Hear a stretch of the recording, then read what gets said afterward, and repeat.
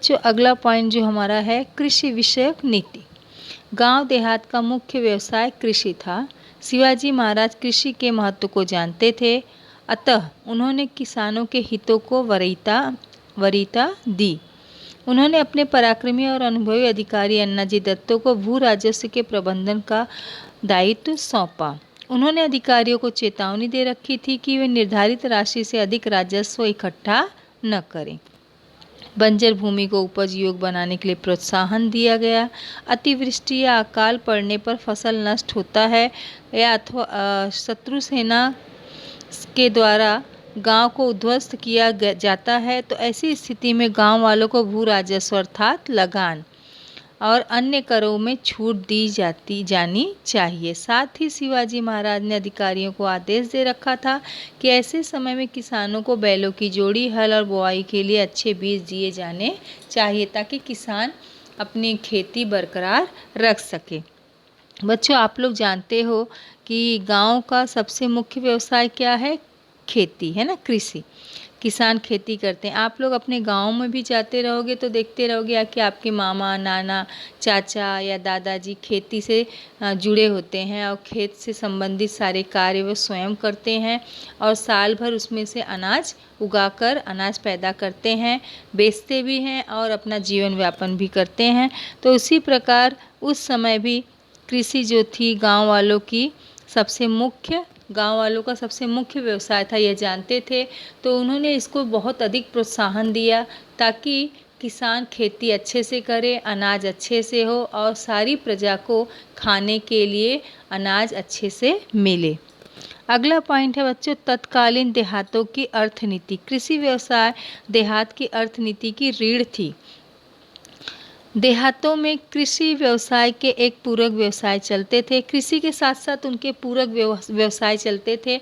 जैसे आप लोग अभी भी गांव में जाते हो तो देखते हो कोई बढ़ई का काम करता है, कोई लोहार जो होता है लोहे का कार्य करता है, लोहे के बर्तन बनाना, लोहे की वस्तुएं बनाना, बढ़ई लकड़ी से वस्तुएं बनाता है ना। तो ये व्यवसाय भी साथ में चलना आवश्यक है क्योंकि ये भी हमारी आवश्यक की चीज़ें हमें ज़रूरत पर पूर्ण होती है। तो इस प्रकार से बच्चों गांव के श्रमिक जो थे, कारीगर जो थे, वस्तुओं का उत्पादन करते थे, वे स्थानीय लोगों की आवश्यकताएं पूर्ण करते थे। इस अर्थ में देहात आत्मनिर्भर थे। किसान अपनी उपज में से कारीगरों को उनकी आवश्यकता अनुसार हिस्सा देते थे। इस हिस्से को पौनी कहते थे। जैसे पहले, अब के समय में बच्चों अगर हम कारीगर कोई कार्य करता है तो उसके बदले में वो पैसा लेते हैं, है ना। तब के समय में नगद न लेकर वो क्या करते थे, किसानों से अनाज लेते थे। अपने हिस्से का जो कार्य उन्होंने किया है उसके बदले में वो अनाज लेते थे और उस अनाज को पौनी कहा जाता था। अगला है व्यापार और उद्योग। शिवाजी महाराज जानते थे कि जब तक व्यापार में वृद्धि नहीं होती तब तक राज्य समृद्ध नहीं बन सकता। व्यापार में वृद्धि होगी तो राज्य, देश या शहर अपने आप प्रगतिशील होगा। व्यापारियों के कारण राज्य में नवीन और आवश्यक वस्तुएं आती हैं। वस्तुएं विपुल मात्रा में उपलब्ध होती हैं। देखिए बच्चों, ये वाला मुद्दा यही मैं पढ़ रही हूँ पॉइंट। संपत्ति बढ़ती है। शिवाजी महाराज के आदेश पत्र में एक वर्णन पाया जाता है, साहूकार अर्थात व्यापारी राज्य और राजश्री की शोभा है। यह वर्णन शिवाजी महाराज के व्यापारियों की ओर देखने की दृष्टिकोण को स्पष्ट करता है। साहूकार शब्द का अर्थ होता है व्यापारी। शिवाजी महाराज की नीति स्वराज्य के उद्योगों को संरक्षण देने की थी। मतलब जो भी उद्योग धंधे हैं उसे और ज़्यादा प्रोत्साहित किया जाए, उसे संरक्षित किया जाए और ज़्यादा उसमें बढ़ावा दिया जाए, लोगों को प्रोत्साहन दिया जाए। इसका उत्तम उदाहरण नमक उद्योग है। उन्होंने कोकण में चलने वाले नमक के उद्योग को संरक्षण दिया। उस समय स्वराज्य में पुर्तगालियों के आधिपत्य वाले प्रदेश से नमक का आयात बड़ी मात्रा में होता था। इसका कोकण में चलने वाली स्थानीय नमक की बिक्री पर प्रतिकूल प्रभाव पड़ता था। इसे ध्यान में रखकर शिवाजी महाराज ने पुर्तगालियों के प्रदेशों से आने वाले नमक पर बहुत बड़ी चुंगी कर लगा दी थी, जिससे वहां की नमक को लोग न खरीद पाएं। उद्देश्य यह था कि पुर्तगालियों से आने वाले नमक जो है वो महंगा हो जाएगा और उसका आयात कम हो जाएगा और स्थानीय लोगों की जो नमक की बिक्री है वो बढ़ जाएगी।